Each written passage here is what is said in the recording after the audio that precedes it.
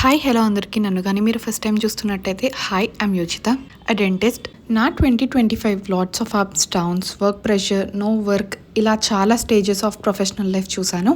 And coming to personal life, కోపం, బాధ, సంతోషం, ఎక్సైట్మెంట్ ఎక్సెట్రా అన్నీ చూశాను.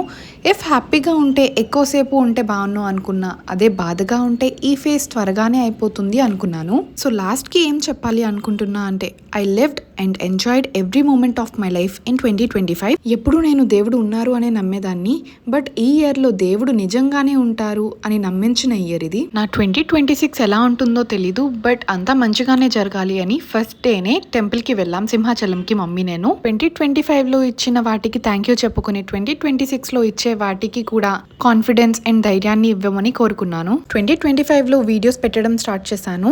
చాలా మందే ఉంటారు సొసైటీలో, అలా చేస్తే బాగుంటుంది, ఇలా చేస్తే బాగుంటుంది అని చెప్పడానికి. మీరు ఒక డెసిషన్ తీసుకున్నారు ఎంతో థింక్ చేసి అంటే, ఆ డెసిషన్ని ఎవరి కోసం మార్చుకోకండి.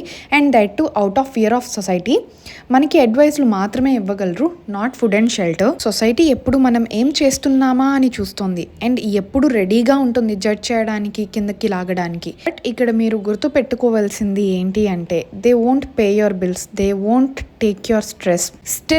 స్టిల్ మనం ఈ థింకింగ్లోనే ఉంటాం, వాళ్ళు వీళ్ళు ఏమనుకుంటున్నారు అని. సో సొసైటీ గురించి వదిలేసి మీ గురించి మీరు థింక్ చేసుకోవడం స్టార్ట్ చేయండి. మీకు ఏది నచ్చుతుందో అది చేయడం స్టార్ట్ చేయండి. సో 2026లో మీకు ఏం కావాలి అనుకుంటున్నారో దాని గురించి హార్డ్ వర్క్ చేయడం మాత్రమే స్టార్ట్ చేయండి. సో ఈ రోజుకి ఈ మోటివేషన్ చాలు. See you in my next vlog guys. By.